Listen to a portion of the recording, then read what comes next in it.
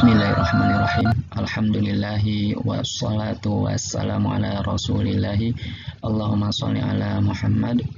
Kita telah mempelajari kata pada pertemuan yang pertama, yaitu kata dalam bahasa Arab kalimat terbagi menjadi 3, yaitu isim, kemudian fi'il, dan kemudian adalah harf, kata bantu. Kita telah mempelajari isim, kata benda, dan sekarang kita akan mempelajari fi'il, kata kerja atau harf. Fi'il, kata kerja, ditinjau dari waktunya, yaitu waktu terjadi perbuatannya. Fi'il dibagi menjadi 3. Yang pertama adalah fi'il madhi, telah. Yang kedua adalah fi'il mudhari, kata kerja yang sedang terjadi. Dan yang ketiga adalah fi'il amr, perintah. Contoh daripada fi'il madhi yaitu kata kerja perbuatan telah dilakukan yang telah terjadi, contohnya adalah akala, telah makan. Kemudian fi'il mudhari, kata kerja yang sedang terjadi, contohnya adalah yakulu, sedang makan. Dan fi'il amr, contohnya adalah kul. Ya.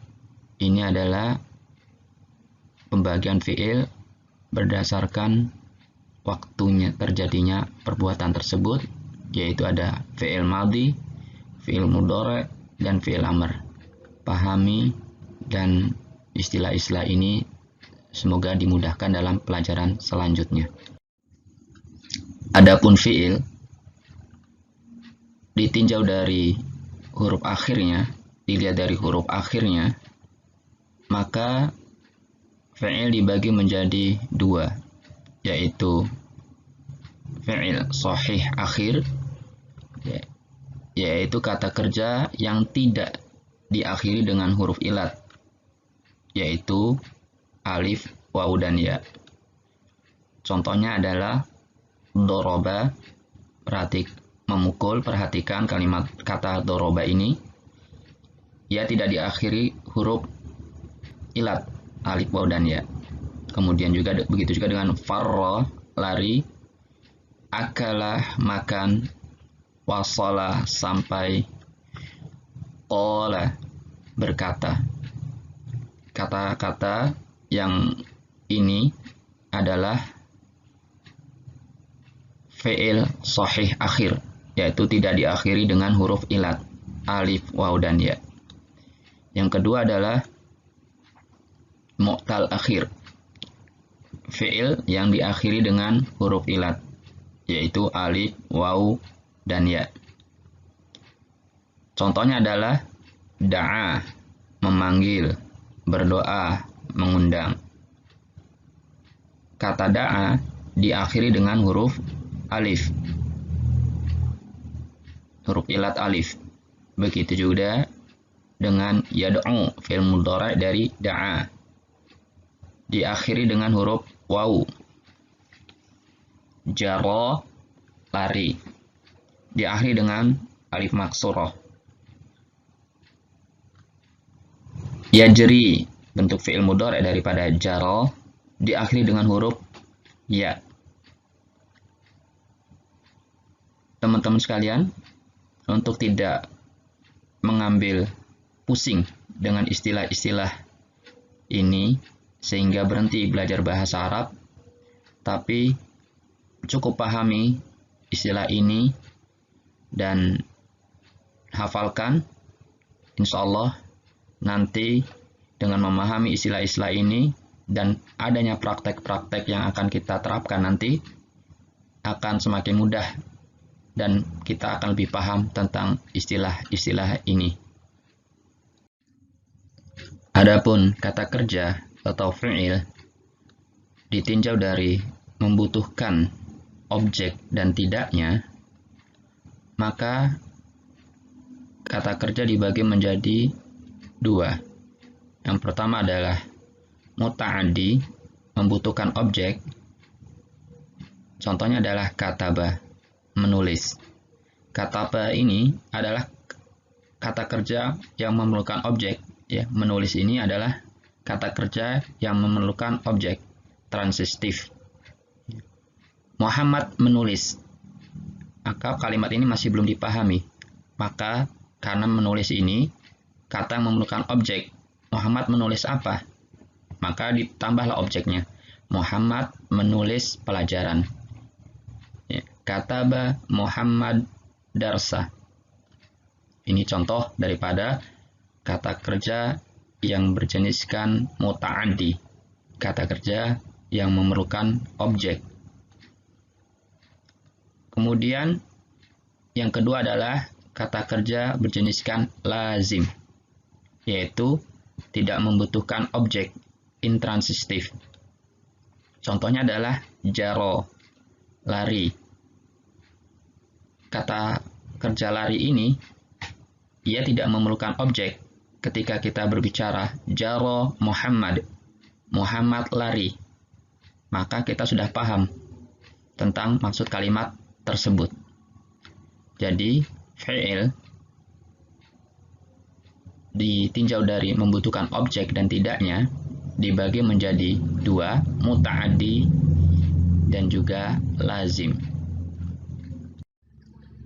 Fi'il, kata kerja, selanjutnya ditinjau dari disebutkan pelakunya dan tidak disebutkan.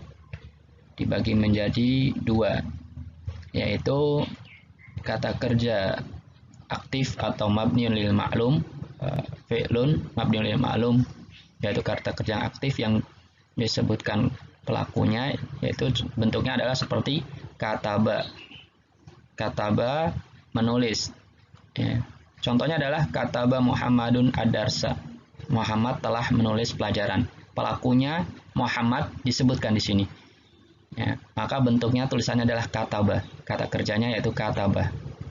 Karena pelakunya disebutkan. Ya. Kemudian yang kedua adalah kata kerja pasif atau mabniun lil ma'lum. Contohnya adalah kutiba. Ya, contohnya adalah kutiba ad-darsu. Pelajaran telah ditulis. Di sini pelakunya tidak disebutkan siapa yang menulis pelajaran tersebut. Karena ia merupakan kalimat pasif. Nah, kata kerjanya pelakunya tidak disebutkan. Maka bentuknya antara tulisan fi'il mabniun lil ma'lum dan fi'lun mabniun lil majhul ini berbeda. Yang mabniun lil ma'lum aktif, tulisannya fi'il madinya adalah kataba. Sedangkan ketika dirubah menjadi fi'il mabniun lil majhul maka menjadi kutiba. Ini juga jangan dipusingkan lagi, nanti akan kita pelajari pada sesi-sesi akhir yang akan kita pelajari dengan latihan dan juga dan praktek yang insya Allah akan lebih memudahkan pelajaran bahasa Arab kita. Selanjutnya adalah fi'il ditinjau dari berubah akhirnya dan tetapnya. Fi'il ditinjau dari berubah akhirnya dan tetapnya dibagi menjadi dua, yaitu mu'rab, berubah akhirnya, seperti yaktubu. Maka di Al-Quran kadang-kadang kita mendapatkan kata kerja itu berakhirkan domah. Kemudian yaktuba berakhirkan fathah, yaktub berakhirkan sukun. Begitu juga kita mendapatkan kata kerja diakhiri dengan huruf nun, seperti yaktubuna. Dan juga kita mendapatkan kata kerja huruf nunnya hilang. Nah, ini adalah contoh-contoh daripada mu'rab, kata kerja yang berubah akhirnya. Kemudian yang kedua adalah mabni. Yang kedua adalah mabni, tidak berubah akhirnya. Contohnya adalah yaktubanna. Ya, ini adalah nunnya adalah nun taukid bertemu langsung dengan nun taukid, maka ia tidak berubah akhirnya, ia mabni. Kemudian yaktubna bertemu dengan langsung dengan nun niswah, ya, nun yang menunjukkan perempuan. Kemudian kataba fi'il madhi, uktub fi'il amr. Yaktubanna dan yaktubna ini adalah fi'il mudhari yang bertemu, yaktubanna bertemu dengan nun taukid, sedangkan yaktubna bertemu dengan nun niswah. Jadi seluruh fi'il mudhari itu mu'rab kecuali jika bertemu langsung dengan nun taukid atau nun niswah. Adapun fi'il madhi dan fi'il amr semuanya adalah mabni.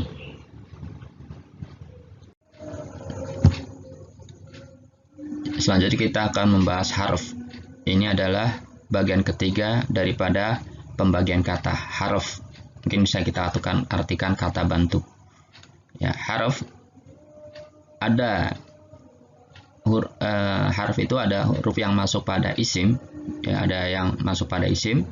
Ya, ini adalah harfu jar. Ini masuk khusus pada kata benda isim. Min, dari, ila, ke, an, dari atau tentang, ala, di atas, fi, di dalam, bi, dengan ka. Ya, seperti ini adalah harf yang masuk pada isim. Jadi kita akan mendapatkan di Al-Quran sebelum isim ini didahului oleh huruf-huruf ini. Nah, ini maksud daripada masuk pada isim. Huruf-huruf ini terletak sebelum kata benda. Kemudian yang kedua adalah huruf yang masuk pada fi'il, kata kerja. Maka kita sering mendapatkan di dalam Al-Quran kadang-kadang suatu kata kerja didahului oleh an, agar, lan, tidak akan, idzan, jadi, kai, supaya, in, jika, qad, telah, atau terkadang dengan sa. Nah, maka huruf-huruf ini sebelum tidak kita dapati dalam Al-Quran terletak sebelum isim, tetapi ia terletak sebelum fi'il. Jadi huruf-huruf ini adalah huruf yang masuk pada fi'il. Kemudian di sana ada huruf yang masuk pada isim dan fi'il. Kita perhatikan di Al-Quran juga kita sering mendapatkan huruf-huruf ini yaitu masuk sebelum isim dan juga masuk sebelum fi'il. Makanya ia adalah huruf yang masuk pada isim dan fi'il. Ini kata sambung dan harf pertanyaan, ya. Harf tanya. Istifham seperti wa dan fa, kemudian, ya, tanpa jeda ini, thumma, kemudian au, atau am, atau hal, apakah, apakah juga. Ini hanya sebagian harf yang sering kita dapatkan, dan tentunya di sana masih banyak huruf-huruf yang lainnya. Dan mudah-mudahan istilah-istilah yang tadi yang telah kita pelajari bagi pemula tidak membuatnya pusing, tetapi terus bersemangat belajar bahasa Arab. Karena jika kalau berhenti di awal belajar bahasa Arab untuk mengenal istilah-istilah ini, maka ia tidak akan mendapatkan apa-apa.